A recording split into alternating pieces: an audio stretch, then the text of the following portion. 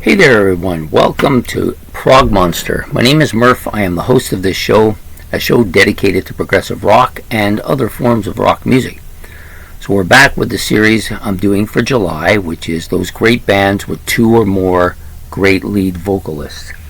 And I'm not talking about bands that, they had a great lead vocalist here and he moved on and then they got another great lead vocalist, like Genesis, like Peter Gabriel and Vocalist. We're not talking about that. We're talking about bands who have those two lead or more vocalists in the band at some point that made some great music.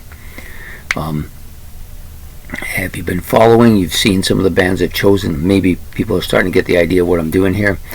But I wanted to give some attention to this month, and so I've chosen 31 bands to go in here. It was a little bit hard, especially at the bottom end, because there's not a lot of bands that do this thing, and it was hard to find bands that fit it. There was a couple of bands in here I had where they had one guy who was basically the lead, and then they threw a guy in there for one song, and I didn't really think that was the right way to go, so I removed a couple of those bands because of it. This band had to be in here though. They're a great American band, maybe the greatest of their era for sure. The British had their Beatles and the US had their Beach Boys, and yes, that's who we're here to talk about today, the Beach Boys and all their great songs and great hits.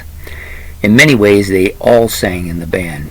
Primarily, Mike Love was the main singer, with with Brian Wilson being the kind of co-lead singer, but all the other guys, Dennis, Carl, I even think Al Jardine actually did one song. I believe he did. So anyways, they all had little bits of singing, but the two main guys were Brian Wilson and Mike Love. Of course, Brian Wilson was kind of the de facto leader of the band. He wrote all the stuff. He was the great creator of the group. But Mike Love did most of those vocals, and it's his voice that's got that kind of iconic Beach Boy sound to it. Kind of a bit nasally, but smooth. And very recognizable. You can't hear it on the radio without immediately thinking of the Beach Boys. Then you got Brian Wilson, the main singer and the other main singer of the band, the big guy of the family, and the main writer of everything. He had that kind of falsetto voice that just suited the band so well, and did all of those great kind of doo-wop type stuff that the Beach Boys were kind of known for.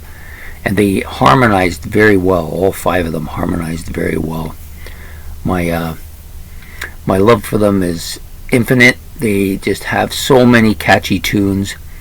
Yeah, it was a little bit on the poppy side and it sounds outdated at sometimes, but so catchy. Such catchy rhythms and such catchy harmonies. And they all were really pretty damn good at it. So I remember mostly Mike and Brian doing the vocals, but I know there was a couple of occasions where I heard it was either Carl or Dennis doing a song, and then there was one occasion where I heard Al Jardine singing too.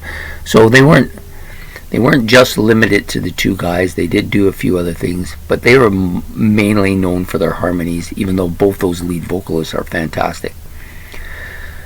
So I hope you have enjoyed this episode. So if you did, please like and subscribe. It's much appreciated.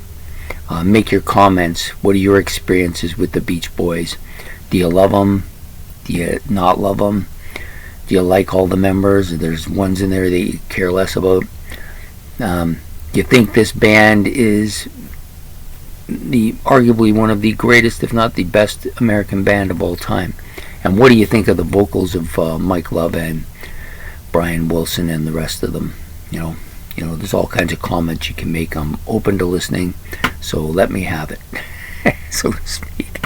No pies, though. I don't like the pie in the face thing.